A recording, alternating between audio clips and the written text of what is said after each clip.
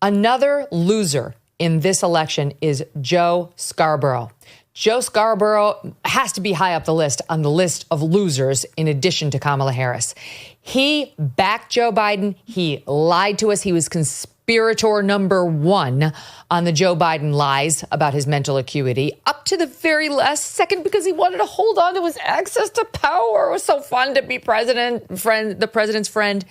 And then the switcheroo happened. The American public saw what happened at that debate. And then the next day, Sybil showed up on the set of Morning Joe saying he's got to go to save the party. Yeah, it's obvious. Hello, right? Anyway, then swoops in Kamala Harris. And now she's the greatest thing since sliced bread. Yes, we've got to get behind Kamala Harris. 100% we got to go for Kamala.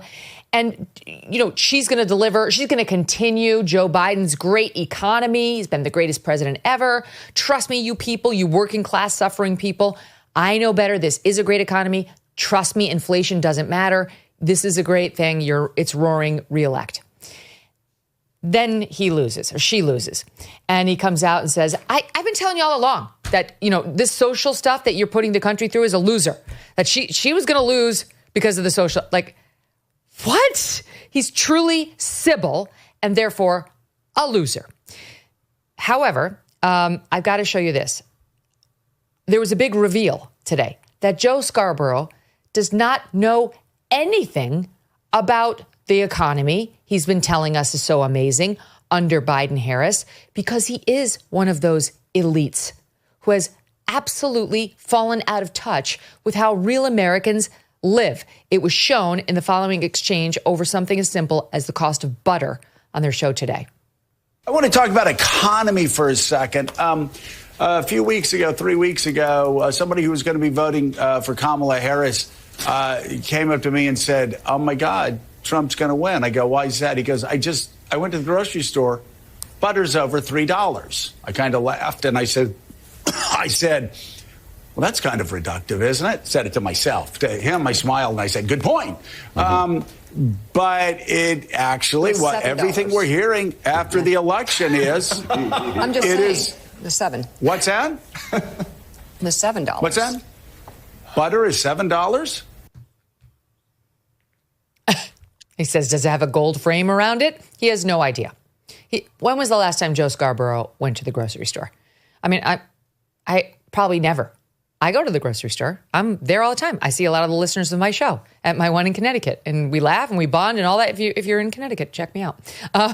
Anyway, Batya, the point is, he's one of the biggest losers of this election, and it's because he falls into that same exact category we've been discussing, like Stephen Colbert and Dr. Arlene and the rest of them. It's so amazing because it was such a revealing moment, but there have been moments in between moments like that, even on Morning Joe, where they have admitted the truth. So there was a big screed by Joe Scarborough about how cancel culture is unacceptable. Did you know, Megyn, that they have been canceling people and how terrible is this?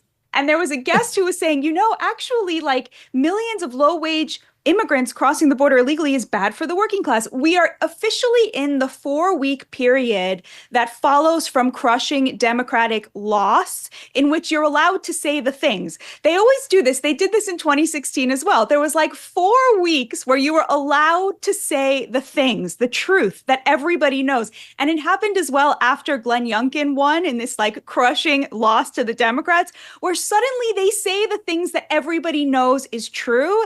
And then after 4 weeks, they go back to denial and they go back to blaming racism and sexism, and everyone climbs for power again. But that's how you know that they are lying, because there's always this little window where the things are allowed to be said. And it's always 4 weeks, just like with Biden's mental acuity. We had 4 weeks of an honest press corps genuinely reporting on it. And then they managed to get him out and they went right back to being just as dishonest as ever. So that's why, I had Piers on earlier, Morgan, and he was saying this is officially the death of the woke mind virus.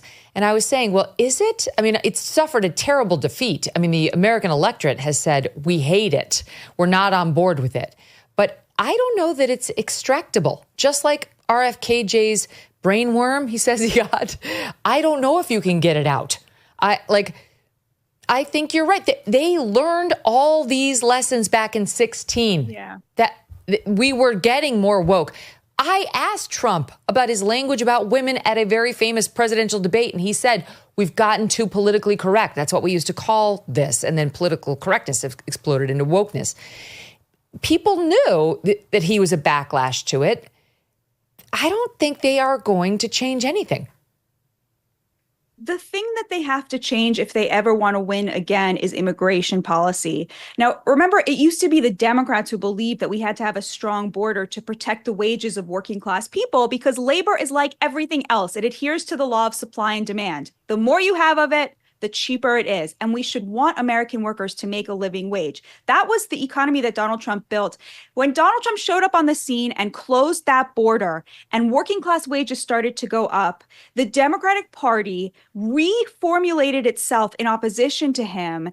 And the major donors of the party, people like George Soros, who don't believe in borders and don't believe in nation states, they really turbocharged that. So there was this kind of symbiotic relationship between the far left, the wokes, and then the donor class, which were all pushing for open borders. And of course, Alejandro Mayorkas showed up and said, I'm the man for that job, right? Totally open so the did border, someone right? call me?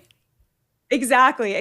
And so that here is the question. I think that on the woke excesses in universities, it is possible that we will start to see some sort of course correction. I think on the gender stuff, thanks to your work, Megyn, which has been so important, I think we're already going to start seeing some correction. The real question is on immigration. Can they go back to their position on immigration from the 90s and the 2000s?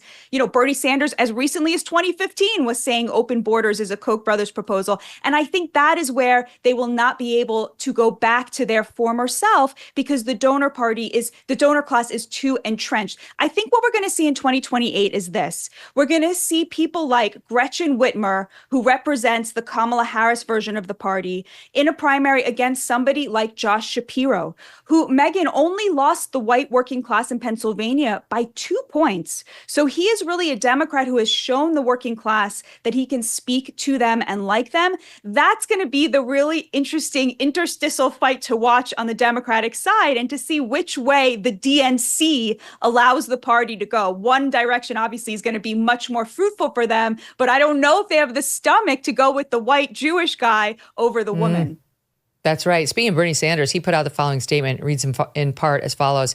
It should come as no great surprise that a Democratic Party which has abandoned working class people would find that the working class has abandoned them. First, it was the white working class, and now it is Latino and Black workers as well.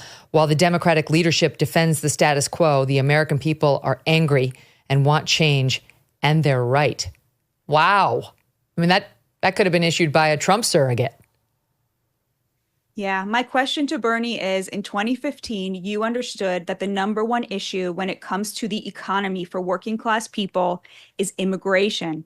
And by 2019, when you were running in that primary against Donald Trump, and the question on the debate was, would you decriminalize illegal border crossing? You raised your hand to say yes. What changed for you? And do you regret that? Do you understand that the workers that you so deeply care about, and I believe you that you care about them, that this issue is very important to them, and that this is where the Democratic Party really needs to go if they want those voters back? He was doing what he said Kamala Harris was doing in this race. You know, he acknowledged that she's just got to say what she has to say to get elected. And he's a politician too. I think he has a genuine concern for blue collar, working class people. But he on that stage had to say what he thought they wanted to hear. The October 15th deadline has come and gone. Are you prepared for what's coming? Do you still owe back taxes? Are your tax returns still unfiled? I know that stress. Maybe you missed the deadline to file for an extension. Now that October 15th is in the rear view, the IRS may be ramping up enforcement, and you could face wage garnishments, frozen bank accounts, or even property seizures if you have not yet taken action. But there's hope. Tax Network USA has helped taxpayers save over $1 billion in tax debt and has filed over 10,000 tax returns.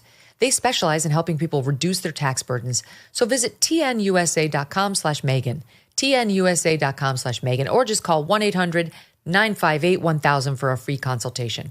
Their experts will walk you through a few simple questions to see how much you could save. Give it a try now before the IRS takes more aggressive steps. Take control. Visit tnusa.com/Megyn or call 1-800-958-1000. Thanks so much for watching. If you like what you just saw, hit the subscribe button for more clips and full episodes.